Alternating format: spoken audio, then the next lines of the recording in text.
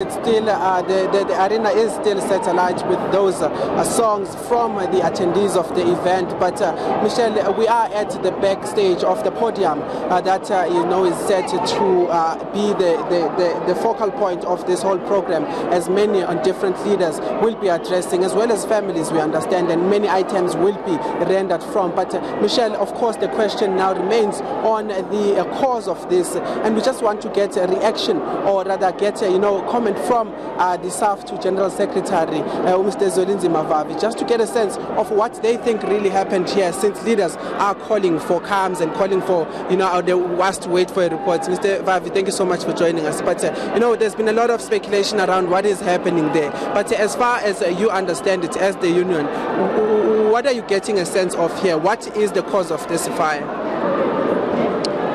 Unbelievable neglect and negligence. Workers were sent to the death trap and they died when they should have not died.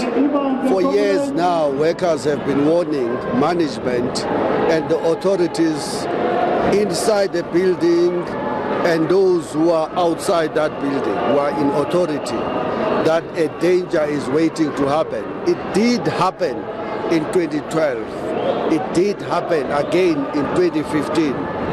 In each of those occasions, the shop squads of the unions pointed out to management that it will happen again. What did they do? They suspended those shop squads. They dismissed those workers. They continued with a death trap for hundreds of workers who are working in those buildings, and those that are in the firefighters who are supposed to rescue the workers inside that building. How do you send firefighters into a building when you know, or you ought to know, that there is no functioning fire extinguisher?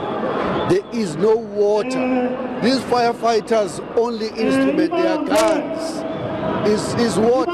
There was no water in that building.